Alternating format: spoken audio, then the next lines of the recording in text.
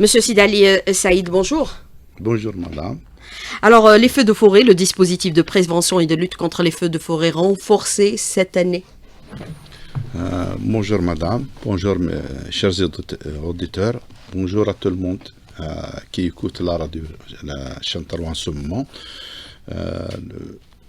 Le dispositif de lutte contre les incendies de forêt, chaque année, il est renforcé par de nouvelles acquisitions et de nouvelles approches suite au constat des années précédentes. Donc cette année c'est qu'on a eu à compléter le nombre de colonnes mobiles. Donc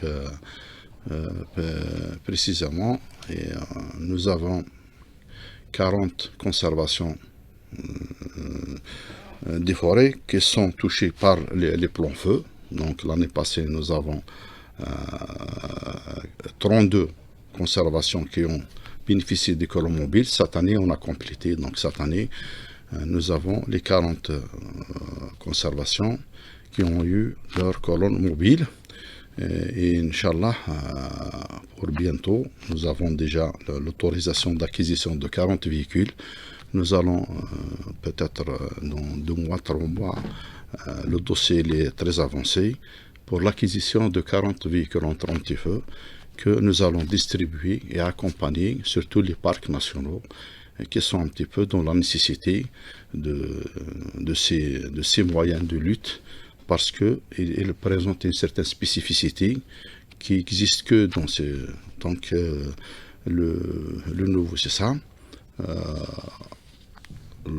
D'autres choses qui sont encore en cours, donc on va en discuter au fur et à mesure. Alors justement, c'est ce que vous annoncez un instant, Monsieur Sidali Saïd. Vous dites chaque année il est renforcé, le dispositif de lutte et de prévention contre les incendies de forêt. Vous parlez de nouvelle approche. Qu'est-ce que vous entendez exactement par nouvelle approche? Vous prenez en considération que la région MENA, la région de la Méditerranée, le nord et le sud de la Méditerranée sont fortement exposés au phénomène des feux de forêt qui sont devenus aussi des risques majeurs. C'est ça, votre approche nouvelle? Notre approche, c'est que chaque année, on essaie de nous améliorer par rapport aux années précédentes. Il a été le constat qui malheureusement est amer, il est dû à un certain facteur que nous ne pouvons pas maîtriser, mais il y a des choses que nous pouvons maîtriser.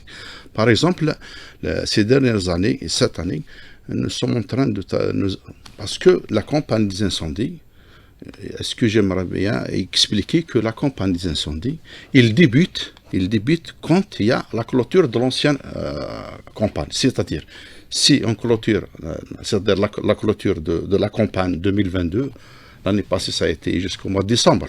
Donc la nouvelle campagne 2023, il a commencé juste la fin 2022. Par des travaux de prévention, qui sont la sensibilisation et les travaux réalisés pour arriver aujourd'hui, qui est la lutte active. Nous, au niveau de la Direction Générale des Forêts, notre souci, c'est de la prévention. Comme on l'a dit, il vaut mieux la prévention, et c'est la chose la plus importante. Nous essayons, c'est un travail qui est continu, nous travaillons avec les populations riveraines, c'est-à-dire les populations riveraines, la sensibilisation des gens qui utilisent l'espace forestier, ceux qui ont des travaux au niveau à proximité ou à l'intérieur des massifs forestiers. C'est-à-dire que la nouveauté, c'est que, comme le slogan de cette année, c'est l'affaire des incendies de forêt, c'est l'affaire de tout le monde. C'est-à-dire c'est tout le monde qui va participer à chacun dans son poste. Donc votre nouvelle approche, c'est d'associer un peu les riverains et les habitants à proximité des forêts. Mais je voudrais revenir avec vous sur une question un peu importante. Nous avons vu que nous sommes passés d'une période pratiquement hivernale, complètement déstabilisée, à une situation de canicule, aujourd'hui avec le BMS, avec cette forte chaleur. Est-ce que cette période de canicule et de forte hausse des températures expose notre pays à des feux de forêt certains? Madame, je dirais heureusement, parce que cette année, cette année, depuis l'ouverture de la campagne des incendies, depuis le mois de juin, aujourd'hui nous sommes le 19, nous n'avons recensé que 5 petits foyers avec 2,5 hectares. Donc c'est quelque chose de minime. Alors que nous avons déjà des feux hors campagne, environ 200 hectares. Donc l'arrivée des pluies, heureusement, ce n'est pas que pour les forêts, heureusement, sinon c'est parce que c'était la catastrophe. Les barrages, On était en situation pratiquement de sécheresse. En situation, donc la venue de ces pluies, donc nous dirons qu'il va retarder la campagne, mais maintenant en forêt, si vous visitez des massifs forestiers, vous constatez qu'il y a de l'herbe, on dirait que nous sommes en plein. Donc les pluies, ils ont un petit peu contribué à cette poussée d'herbe, comme ça. Donc la campagne, Inch'Allah, sera retardée. Mais toujours est-il que, comme vous le connaissez, l'incendie, c'est quoi? L'incendie, c'est le combustible, c'est l'oxygène, c'est l'individu. Donc le combustible maintenant, pour le moment, il est en teneur d'eau, c'est très importante, l'humidité. Donc, Inch'Allah, nous aurons pour un petit peu de temps, il n'y aura pas d'incendie. Donc, ce que je comprends par vos propos, Monsieur Sidali et Saïd, c'est que l'arrivée tardive des pluies a évité qu'il y ait des incendies prématurément, comme on l'a vu l'année dernière et l'année d'avant, et même en 2020, et qui ont causé bien sûr un véritable drame dans notre pays avec les incendies de Tizi Ouzou et de Béjaïa. C'est-à-dire, ça nous a évité d'avoir de grands incendies, puisque vous dites, nous avons recensé jusque-là que 5 foyers d'incendie qui n'ont consumé que l'équivalent de 2 hectares. C'est ça ce que vous voulez dire exactement? Oui, exactement. Par vos propos. Alors, je voudrais revenir aussi avec vous. Vous dites cette arrivée tardive, mais cette hausse des températures, c'est un risque également pour que les incendies se déclenchent. Puisqu'on a vu aujourd'hui, par exemple, on n'arrive pas à respirer, il fait trop chaud. Oui. Comme je l'ai dit, il y a 3 facteurs. Le facteur le plus important, c'est le végétal. Quand le végétal, la teneur d'eau, il est très importante. L'herbe est verte, donc c'est-à-dire pour qu'il y ait un incendie, donc c'est faible. C'est faible. Donc on aura Inch'Allah, peut-être 15 jours, 10 jours, mais toujours. Il faut être vigilant. Nous sommes vigilants. Nos dispositifs, d'ailleurs, hier, nous avons envoyé des fax pour être vigilants, pour être sur place, pour être prêts à intervenir à tout moment. Parce que nous, les forêts, nous sommes désignés à faire la première intervention. La première intervention, c'est l'intervention la plus importante. S'il y a une bonne première intervention, donc les autres... Nous, notre travail, donc nous sommes sur place. Des instructions ont été données aux conservations de prendre en charge ces canicules et aux botanites pour prendre en charge les jours qui vont venir, surtout pour l'Aïd, pour être très vigilant, il faut être sur place pour éviter, Inch'Allah, Alors, avant d'aborder l'Aïd, je voudrais parler un peu, bien sûr, des dispositions de prévention. Est-ce qu'on peut considérer que vous avez tiré les leçons des incendies antérieurs, ceux de 2020, qui ont été extrêmement dramatiques, ceux de 2021, un peu moins ceux de 2022, pour, au niveau de la DGF, réaliser les moyens qui permettent la première intervention, par exemple la réalisation des pistes et la réalisation des tranchées par feu pour essayer de contenir la surface de feu? Madame, comme je l'ai dit précédemment, le travail que réalise la direction générale, c'est-à-dire il y a des travaux qui sont réalisés. Qu'est-ce que vous avez fait nous avons cette année, nous avons réalisé des tranchées par feu au niveau de la zone de Khishla, au niveau de Taraf, et en collaboration avec les services de la Sonalgas, qui est un partenaire, c'est-à-dire que c'est des travaux qui sont confiés à ceux qui utilisent l'espace forestier. Ils ont réalisé des tranchées par feu sous la haute tension.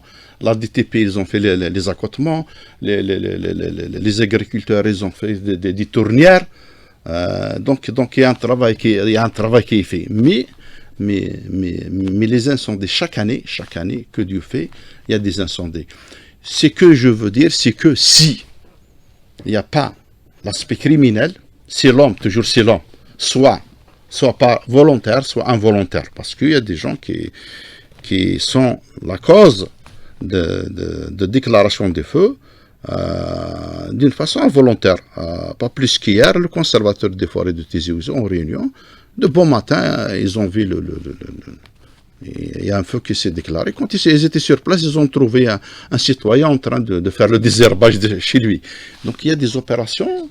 Peut-être qu'on va lancer un appel aux citoyens, ceux qui habitent à l'intérieur et à proximité, surtout en zone de Tizi Ouzou, de Djidjil, de Skikda, les zones qui sont habitées de Tipaza, de faire à ce que ils vont faire le débroussaillement, le désherbage à côté de leur maison. Parce que ces dernières années, les gens, ils ont quitté leur demeure et se sont installés ailleurs.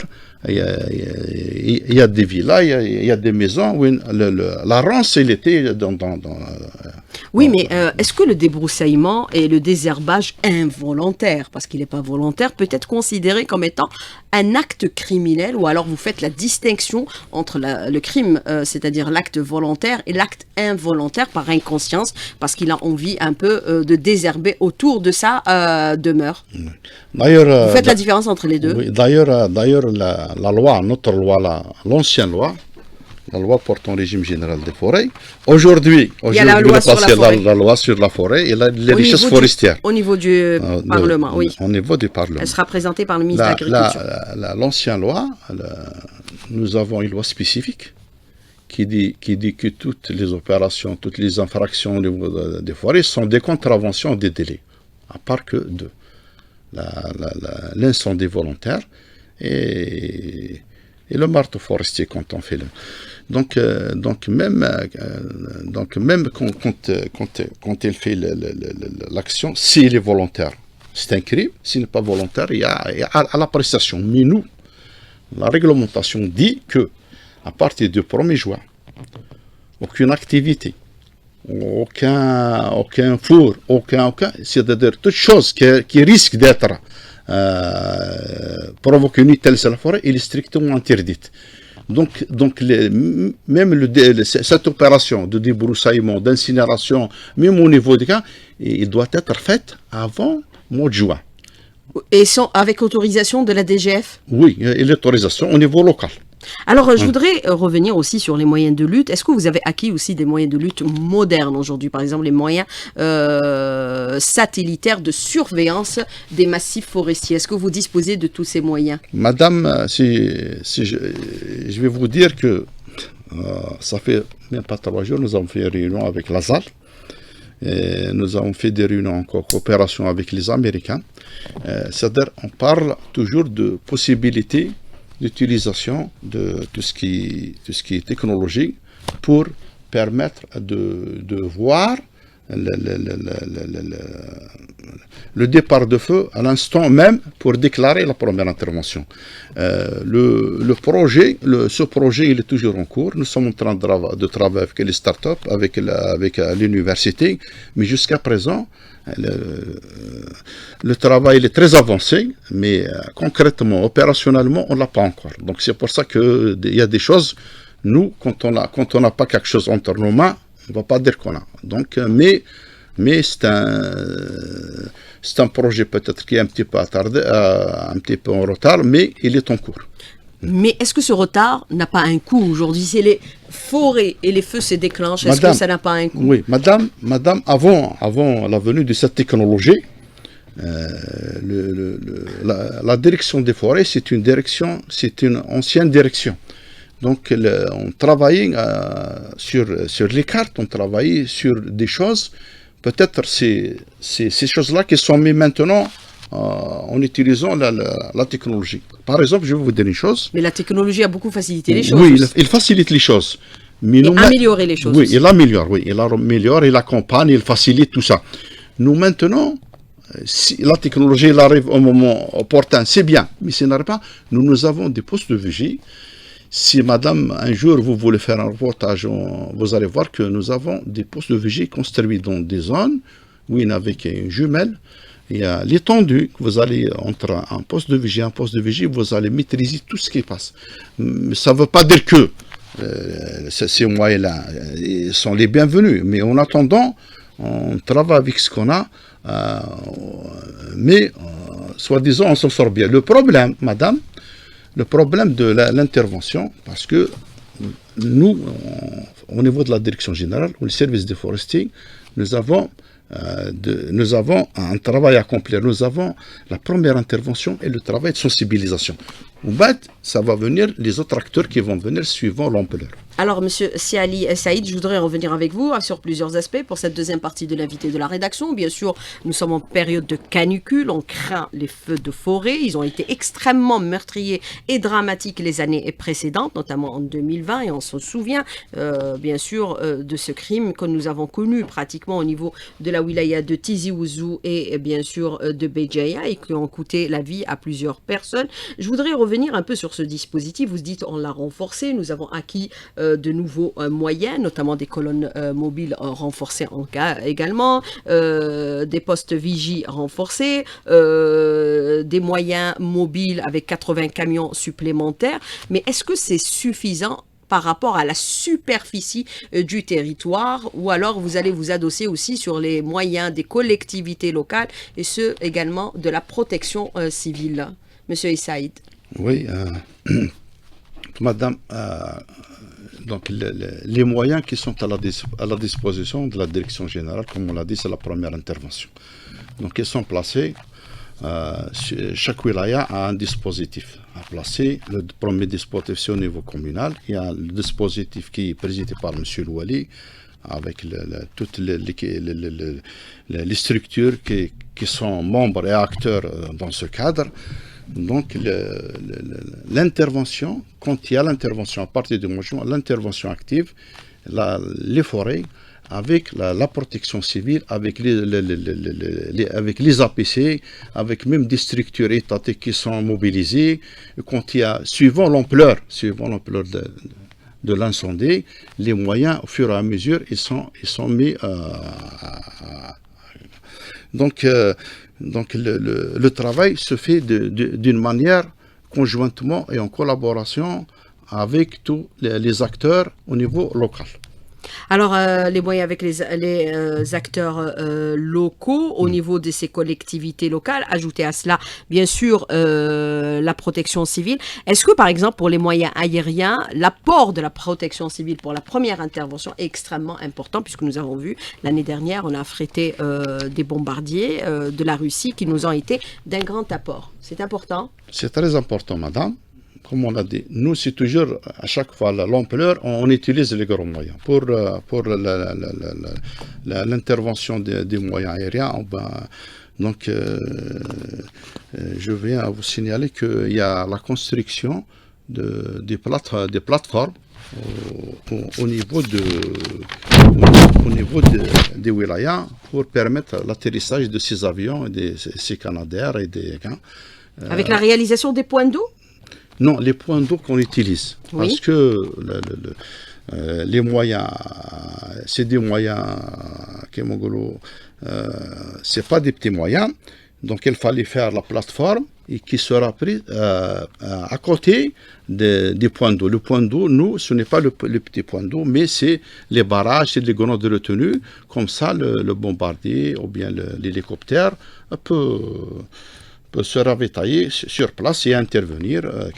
Nous en avons actuellement construit une à Bouira, à Indfla, à Chlef, à Sidi Bel Abbas. C'est des plateformes qui sont prises en charge par la DTP. Et ils seront utilisables, Inch'Allah, mais ils connaissent des gros incendies parce que, mais les moyens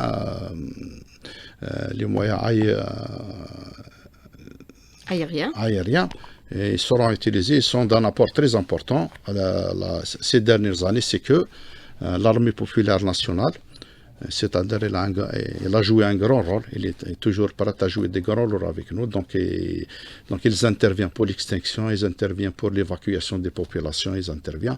Donc le dispositif il est très élargi. Et ces dernières années, il est devenu, c'est l'affaire de tout le monde. Donc tout le monde est mobilisé s'il y a un incendie. C'est quelque chose qui est bien, sans compter la conscience des populations. Et les gens, ils interviennent, qu'ils ont pris conscience que ce patrimoine forestier, c'est l'affaire de tout le monde, qu'il faut intervenir parce que il y a d'autres choses ces incendies causent autre chose qui vont causer d'autres. Directement ou indirectement sur la destruction de la végétation, sur l'envasement des barrages, sur les glissements de terrain. Et c'est des choses qu'il fallait prévenir que...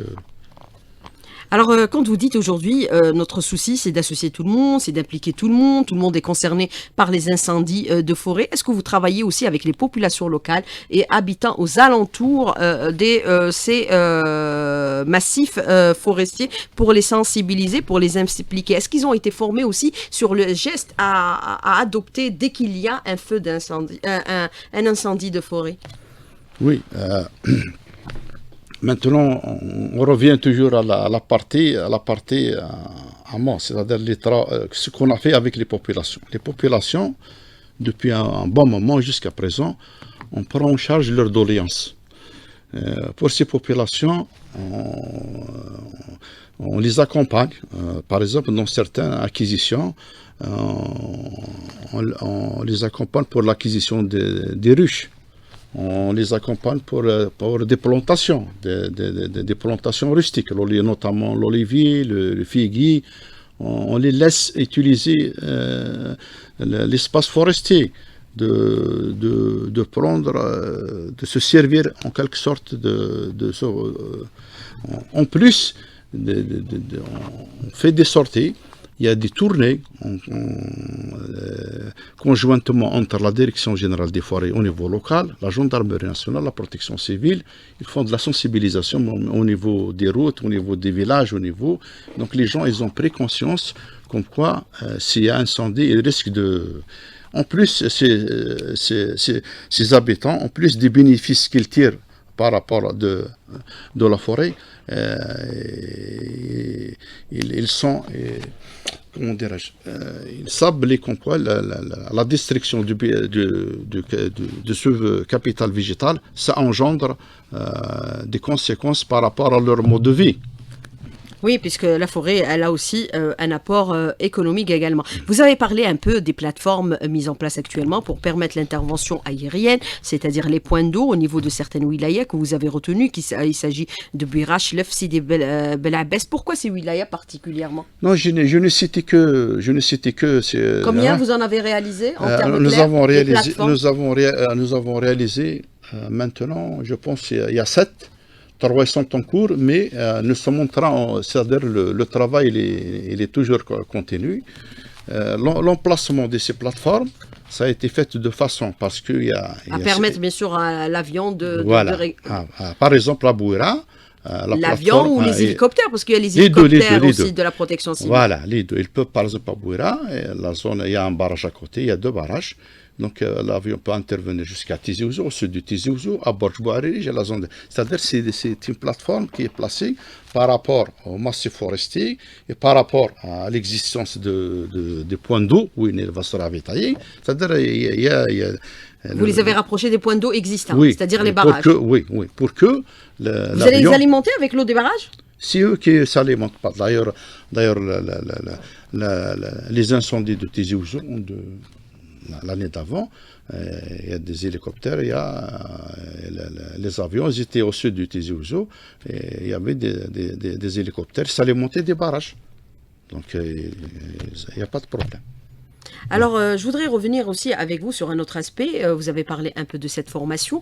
Est-ce que vous avez un effectif suffisant ou alors vous avez eu la possibilité d'un recrutement plus important des agents forestiers de telle sorte à venir en aide à la DGF aujourd'hui? Puisque par le passé, vous vous plaignez un peu du sous-effectif. Oui, on se plaint toujours. Vous avez toujours le même problème. On se plaint. Pourquoi on se plaint? Madame, il y avait un départ massif en 2016. Il y avait un départ massif, nous avons les meilleurs éléments sont partis.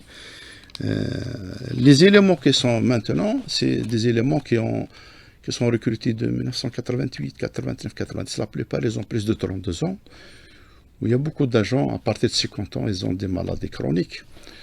Donc l'effectif, c'est l'essentiel. J'ai toujours dit que la technologie, elle est bien, elle accompagne, mais on a besoin de l'homme. L'homme H, c'est-à-dire celui qui intervient. Parce que quand on a la formation en temps T, au moment où on intervient, il faut avoir un effectif. Donc d'ici, j'appelle aux décideurs, aux nos responsables, de nous aider et de nous permettre de recruter les agents sur terrain. Parce que... Combien il vous faut? Hein? Combien il vous faut? Si nous avons fait un travail, par exemple, je prends le nombre de brigades mobiles qu'on a. Nous en avons 554. Brigade mobile, c'est un véhicule. Et quand il y a l'alerte, donc il se déplace directement. Au moins, il va y avoir 2 agents. Il va y avoir 3 ouvriers. Donc pour les 544, il doit travailler 24 sur 24. Donc ça veut dire le véhicule, pour un seul véhicule, il lui faut 5 individus, plus 5, il lui faut 15. 15, vous multipliez par 500, c'est déjà 7000 et quelques. Nous, l'effectif total, nous avons 8000 et quelques. Donc nous sommes en sous-effectif. Donc ils nous ont promis de nous aider en matière de moyens humains. Donc Inch'Allah, ça va venir prochainement, Inch'Allah. Alors, autre question que je voudrais aborder avec vous, bien sûr, c'est la question de l'auditeur qui vous dit aujourd'hui, avec les postes avancés d'alerte des feux d'incendie, est-ce que, c'est-à-dire les moyens modernes sont utilisés également? Avec, bien sûr, les brigades que vous avez mises en place à travers le territoire, puisque vous avez dit on a renforcé. Madame, les moyens qui sont utilisés actuellement, c'est-à-dire, c'est des moyens qui étaient utilisés auparavant. Nous, les nouveaux moyens, l'utilisation des drones, la technologie, c'est un dossier qui est très avancé. Une chose qui n'est pas encore opérationnelle, je ne vais pas m'en parler. Mais toujours est-il que notre positionnement au niveau des postes vigies, c'est des lieux qui sont situés sur des hauteurs où il peut voir sur un étendu, sur un rayon bien défini. Où là, où il termine cette visibilité à notre point de vigie. Donc l'information est transmise du poste vigie. Les agents sont équipés de postes radio, on communique par la radiophonie. Donc, mais est-ce que vous mettez un numéro à la disposition des citoyens, numéro vert qui contacte directement la DGF en cas d'incendie, de telle sorte est-ce que l'alerte soit enclenchée immédiatement? Oui, nous avons le numéro, c'est 1070. 1070. 1070. Oui. Mais 1070, il faut le retenir. Oui. Donc nous, même les ouvriers qui sont recrutés dans ce cadre, la majorité des ouvriers, je ne sais pas la majorité, c'est-à-dire l'ensemble des ouvriers sont des ouvriers qui habitent juste à côté de la forêt. C'est-à-dire des fois, même leurs parents, ils aident leurs enfants. Donc c'est un travail qui se fait toujours avec les populations riveraines. Nous, tout seuls, on ne peut rien faire. C'est la combinaison des efforts de tout un chacun pour qu'on puisse avoir une campagne avec plus ou moins de diminuer les dégâts. Donc les incendies, on ne peut pas dire qu'il n'y aura pas d'incendie. On a vu dans la région dans laquelle nous situons, il y a beaucoup d'incendies. Et on a vu des incendies meurtriers déjà déclenchés dans certains pays de la rive sud, nord plutôt, de la Méditerranée, l'Italie, le Portugal et d'autres pays également. La Grèce, qui est un pays fortement exposé aussi au phénomène je parle de notre région, des feux de forêt. Alors, vous avez cette question de l'auditeur qui vous dit aussi, parfois, il s'avère que les colonnes mobiles, c'est pas très efficace parce que le temps d'aller se ravitailler, le feu a pris encore de l'ampleur. Quelle est votre réponse? C'est la raison pour laquelle il faut acquérir des moyens modernes ou alors mettre en place des points d'eau qui de telle sorte à permettre aux colonnes mobiles de se ravitailler sur place. Quelle est votre réponse? Madame, l'année d'avant, nous avons acquis 15 camions ravitailleurs. Donc nous avons maintenant 42 camions ravitailleurs. Donc les camions ravitailleurs, quand il y a l'incendie, ils accompagnent la colonne mobile.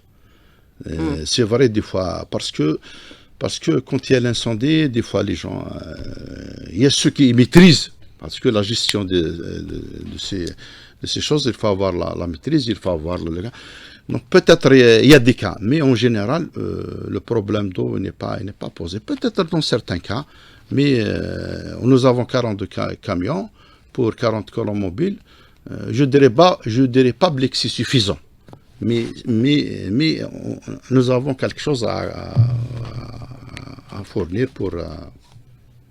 Alors, Monsieur Saïd, autre question de l'auditeur qui vous dit aujourd'hui, par exemple, les moyens satellitaires, bien sûr, permettent de surveiller tout le massif forestier. Changer la vocation des forêts, puisque la loi sur les forêts va être plutôt exposée aujourd'hui au niveau du Parlement par le ministre du secteur, à savoir le ministre de l'Agriculture.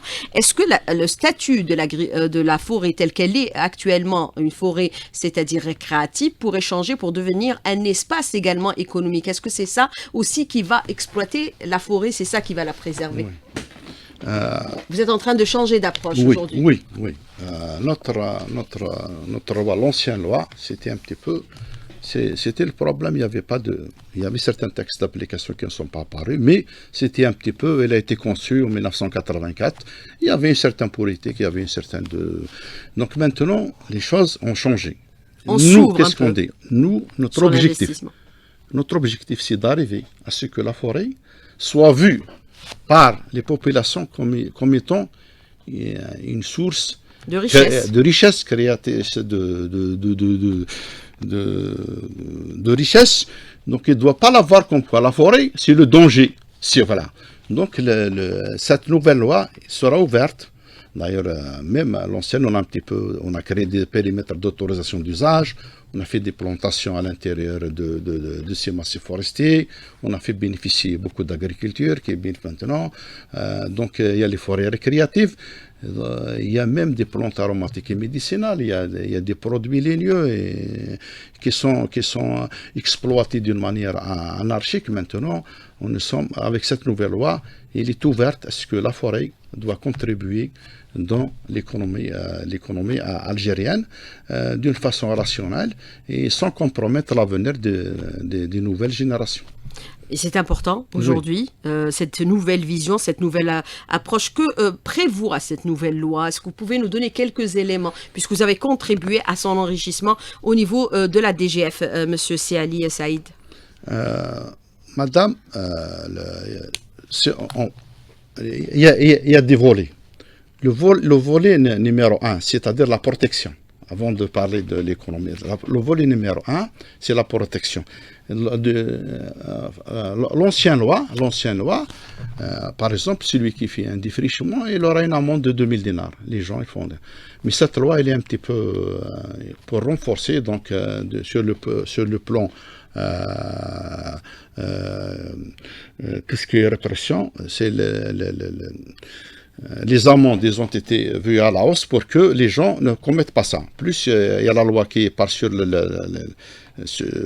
une autre loi qui parle, c'est pas la loi des forêts, l'autre loi, la loi, c'est qui utilisent tout ce qui est bien de l'État, les constructions, donc ils sont punis. Donc, c'est-à-dire, on va essayer de préserver. Mais nous, on ne travaille pas que on fait punir, non. Il faut toujours ouvrir. Donc, cette nouvelle loi, elle va ouvrir le champ, elle va permettre aux conservateurs, aux décideurs locaux de prendre certaines décisions. Par exemple, je vous donne un petit exemple. Par exemple, avant, nous avons le romarin. Pour exploiter le romarin, il n'y a pas un texte. Et pourtant, le romarin, qu'est-ce qu'il fait? On a des feuilles, on le taille, on extrait les huiles. Les huiles sont... parce que tout ça, on l'a acheté de l'étranger avec la devise. On a des produits qu'il faut exploiter sans que le décideur ou la wilaya, donc on a ouvert le champ pour qu'il y ait une gestion, que celui qui décide, il va être à l'aise sans avoir peur des choses qui vont, parce que le gestionnaire avant, il avait les mains liées. Là, on libère un peu plus. On le libère, voilà. Alors, Monsieur Siali et Saïd, les prérogatives aussi des forestiers, est-ce qu'elles ont été renforcées de telle sorte à assurer le rôle de police judiciaire, pouvoir verbaliser systématiquement dès qu'il y a infraction qui est constatée? Ça a été renforcé? Madame, ça a été renforcé par... On se souvient, par le passé, les forestiers étaient même armés. Oui, Ils ont été désarmés durant les années de terrorisme. voilà. On a été victime de ça. Puisque vous faites oui. aussi Même, face à des trafiquants et des braconneurs. Oui. Mm. Maintenant, c'est que avant, dans une conservation, il y avait deux officiers, trois. Mais maintenant, on a renforcé, c'est-à-dire en nombre, ceux qui ont les capacités, ceux qui ont la possibilité, ils ont fait des stages donc pour ce volet. Nous travaillons en étroite collaboration avec la justice. Donc nos éléments sont dotés, les officiers supérieurs de la qualité d'officier police judiciaire, et les autres sont des agents de la police judiciaire.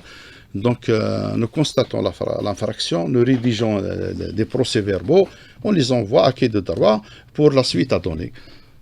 Donc le travail, il se fait instantanément. Dès qu'on constate l'infraction, on établit le PV, on est en contact direct avec monsieur le procureur. Donc on pourra... Ceux qui construisent maintenant au niveau des massifs forestiers, comment vous agissez également, monsieur Sidali Saïd, puisqu'il y a eu plusieurs infractions concernant ce chapitre également? Madame, je n'ai pas... Vous intervenez immédiatement? Oui, il y a même la démolition, parce que la démolition des constructions sont de ressort monsieur le président de la PC et de monsieur Louali. Il y a beaucoup d'infractions en ce sens, des constructions. Il y a des infractions, mais ces dernières années, elles ont diminué parce que les amendes, ils ont été prêts à revu à la hausse. Même de point de vue notre loi, parce que notre loi ne prévoit pas ce qui détruise les biens de l'État. Donc au niveau de la justice, Oui, allez-y. Donc la justice, avec monsieur le procureur, ils utilisent un article, je pense le 384, où les amendes sont... Mais avant d'arriver aux amendes, le président de la PC, on le saisit par le PV, il prend la décision de démolir sans passer par la justice. Sinon, c'est M. Louali. Alors, autre question, et la dernière, bien sûr, nous sommes à quelques jours de l'Aïd el-Kébir. Est-ce que vous avez aujourd'hui recensé les espaces qui seront ouverts pour les barbecues, ou alors c'est complètement interdit cette année, puisque l'année dernière aussi ça a été interdit, et nous avons vu, nous sommes en situation de canicule, ça pourrait peut-être provoquer un départ de feu malheureux, qu'on ne souhaite pas. Madame... les périmètres sont identifiés, vous avez travaillé sur cet aspect. Il n'y a pas, il n'y aura pas. C'est-à-dire, d'ailleurs... Comme l'année dernière, il n'y aura pas des espaces de barbecue. On a même... instruit nos conservateurs de prendre avec M. Louali certains points qu'il faut fermer, parce qu'il y a des choses que... Eh bien, les gens feront le barbecue à domicile. Monsieur Sidali Saïd, merci d'avoir répondu à nos questions et d'avoir été en direct avec nous ce matin dans le studio. Merci beaucoup, bon courage, c'est votre première radio et les auditeurs l'auront compris. Merci beaucoup, à bientôt.